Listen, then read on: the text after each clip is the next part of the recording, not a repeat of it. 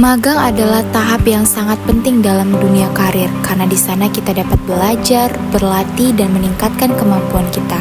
Di video ini saya akan berbagi tentang pengalaman saya selama magang dan apa yang saya pelajari dan saya dapatkan dari magang MBKM. Kantor Hukum Iwan Kusuma Putra SH dan rekan yang bertempat di Jalan DI Panjaitan Kilometer 9, Komplek Bintan Center, Blok C28, Lantai 2, Tanjung Pinang, Kepulauan Riau. Selain kantor hukum, juga terdapat kantor notaris Ibu Della Monica SH MKN yang berada di lantai 1. Kantor Hukum Iwan Kusuma Putra SH dan rekan merupakan kantor hukum yang saya pilih sebagai wadah saya dalam mengembangkan dan meningkatkan skill sebagai mahasiswa dalam dunia kerja. Kantor Hukum Iwan Kusuma Putra SH dan rekan merupakan kantor hukum yang memiliki sejarah panjang dan telah berkontribusi pada beberapa kasus hukum yang sangat penting. Kantor hukum ini juga merupakan kantor hukum advokat atau pengacara yang tergabung dalam Peradi atau Perhimpunan Advokat Indonesia. Selain menjadi pimpinan dari kantor hukum ini, Bapak Iwan Kusuma Putra SHMH juga merupakan Ketua DPC Peradi Wilayah Provinsi Kepulauan Riau dengan masa bakti 2023-2028. Kantor hukum ini memiliki dua rekan pengacara lainnya, yaitu Bapak Nirwansyah SH dan Ibu Musrini Rahmayanti SH yang profesional dan berpengalaman dalam bidang hukum, serta memiliki satu staf yaitu Bapak Jose Milenio SH. Adapun dalam melaksanakan kegiatan magang di kantor hukum Iwan Kusuma Putra SH dan rekan, banyak sekali pengetahuan serta pengalaman yang mahasiswa dapatkan. Adapun kegiatan magang yang dilakukan di kantor hukum ini yaitu sebagai berikut. Yang pertama adalah diskusi. Selama melaksanakan kegiatan ini, mahasiswa mendapat kesempatan berharga untuk berdiskusi dengan advokat atau pengacara berpengalaman. Diskusi ini membuka wawasan mahasiswa tentang berbagai aspek hukum, mulai dari teori dasar hingga praktik di lapangan.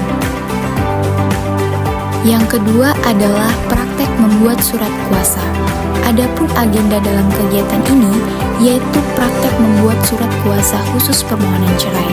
Dalam kegiatan ini, mahasiswa diberikan kesempatan bagaimana cara membuat surat kuasa yang benar dan hal-hal penting apa saja yang harus termuat dalam surat kuasa. Yang ketiga adalah mempelajari akta yayasan dan akta jaminan fidusia. Adapun dalam agenda ini mempelajari pasal-pasal yang terdapat dalam akta pendirian yayasan dan akta jaminan fidusia. Yang keempat adalah membuat surat gugatan. Kegiatan ini merupakan praktik membuat surat gugatan wan prestasi. Dalam kegiatan ini, mahasiswa diberikan kesempatan bagaimana cara membuat surat gugatan yang benar dan hal-hal penting apa saja yang harus termuat dalam surat gugatan. Yang kelima yaitu membuat akta PPJB serta memprint dan men-scan renvoy dan surat pengakuan hutang. Adapun dalam agenda ini praktik membuat akta PPJB rumah serta renvoy perjanjian pengalihan rumah secara bertahap dan surat pengakuan hutang. Kegiatan ini membantu saya memahami struktur dan format dokumen hukum yang baik. Yang keenam yaitu menyusun berkas perkara. Adapun dalam agenda dalam kegiatan ini yaitu menyusun serta mengarsipkan berkas untuk kasus perkara sesuai dengan bidangnya. Yang ketujuh adalah mempelajari serta praktik membuat surat jawaban dan rekonvensi.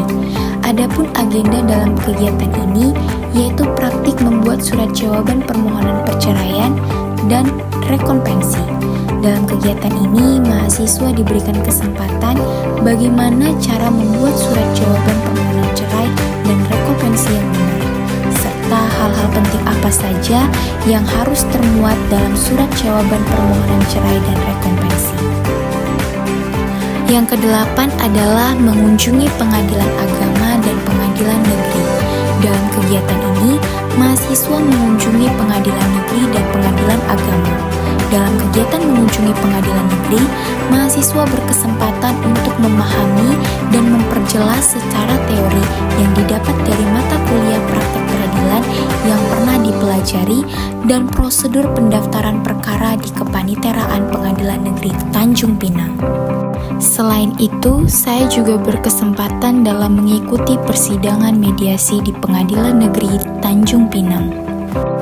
Adapun dengan kegiatan-kegiatan tersebut menambah pengalaman magang saya, di mana pengalaman magang ini memberikan saya kesempatan untuk mengaplikasikan teori yang saya pelajari di bangku kuliah dalam dunia nyata. Saya belajar mengamati dan mempelajari bagaimana hukum diterapkan dalam situasi yang nyata dan bagaimana pengacara menyelesaikan masalah klien. Kemudian selama proses magang, mahasiswa berkesempatan untuk terlibat langsung dalam menangani berbagai kasus hukum. Hal ini dapat membantu mahasiswa memahami proses hukum secara lebih menyeluruh, mulai dari konsultasi dengan klien, drafting dokumen hukum, hingga persidangan. Selain itu juga, magang di kantor hukum advokat pengacara memungkinkan mahasiswa untuk bertemu dan menjalin hubungan dengan para advokat dan profesional hukum lainnya. Jaringan profesional ini dapat membantu dalam mencari pekerjaan dan mengembangkan karir di bidang hukum. Demikianlah kegiatan serta pengalaman yang saya dapatkan selama magang di kantor hukum Iwan Kusuma Putra SH dan rekan. Mohon maaf apabila ada kesalahan kata dan kalimat. Sekian dan terima kasih.